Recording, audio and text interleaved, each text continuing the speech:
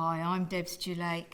I was actually born with my right leg facing backwards, and it was dislocated and relocated facing forwards within a couple of days of my birth.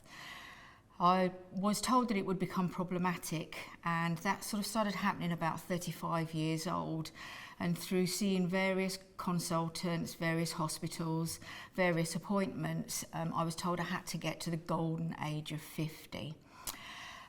So from 35 to 50, that was a really long time, and the pain was getting worse and worse and worse every year. I became part of a local hospital when I was having steroid injections into my hip with a consultant whose care I was under for 8 years, ticking down the years, year in, year out, until I got nearer to 50, because that was the parameters that he'd given me for my hip replacement. When I turned 48, obviously the pain was absolutely unbearable. I couldn't do anything for my family. I had 3 boys, or have 3 boys. I couldn't cook for them. If I bent, the hip locked. The pain was absolutely unbearable, and it actually triggered another illness called fibromyalgia. At 48, the steroid injections stopped working. I'd had them for about 10 years at this point, and the surgeon then basically said, okay then, unfortunately now your BMI is too high. I can't operate at all. Now at that conversation at 48 years old, remembering that I was 35 when I first joined the care of the NHS, I'd always thought that age was the aiming goal. This was the first time ever that my BMI had been brought into the conversation with my surgeon. As you can appreciate from somebody who is obese, being told that your BMI now was going to not only stop what was your life-saving operation, but also meant that you were then discharged from that consultant's care to drop off a waiting list, to no longer get any care. As you can appreciate, it was a really, really dark time for myself. I actually went home and just ate. And hand on my heart, I was suicidal. I did not want to live. My life was over. The pain was worse than it could ever have been. And I lost all hope. He had very swiftly negated all of the waiting that I'd done since the age of 35 and left me in a very, very deep, dark hole. So, why am I still here?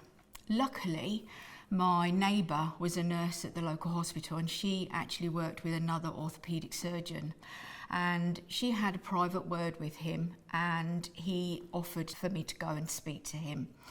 I went into the hospital, he sat me down, he shook my hand, and the first thing he said to me was, "How can I help you, Debs?" Now those words were something that had never been mentioned to me before with my previous consultant. I think the care had just happened automatically. I was just a number to him when all said and done. This surgeon really made me feel that he was buying into my life and how he could help me. So we sat there, we talked, we had really frank, deep, open discussions about the risks of my high BMI, what could happen during the operation, and everything else. And it was then decided between the two of us that we would then lose the weight, and then he would then operate and give me my right hip replacement. We even pinky sweared on that decision.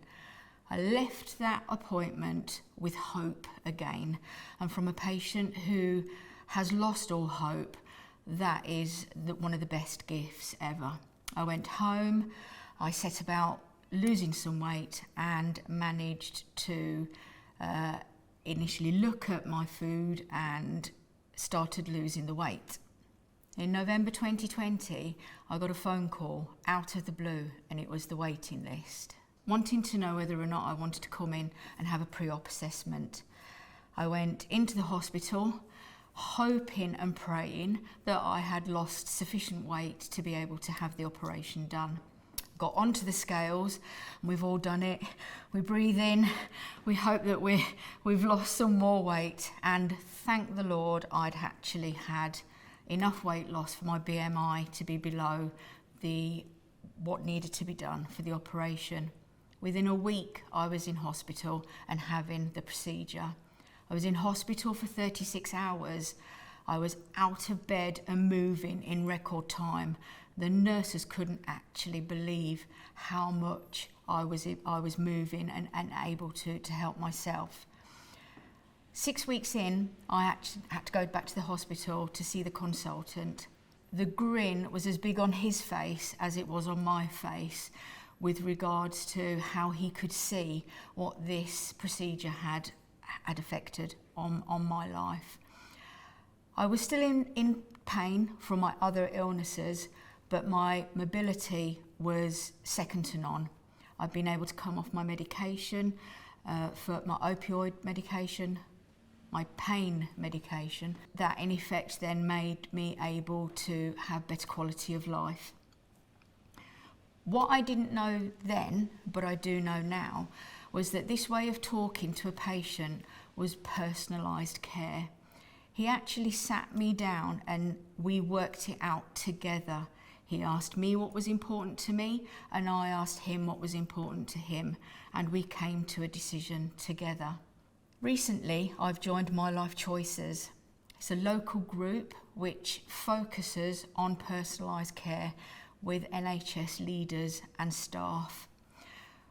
It's great to be able to focus on personalised care, because what I didn't know then, but I do know now, is that we should all expect and want personalised care. We should all want the very best for it, and staff want it just as much as the patients do. Together, we're all bringing about change, and we're starting the big conversations that are the most important. What's important to you? You need to ask the questions, work together, and make change happen.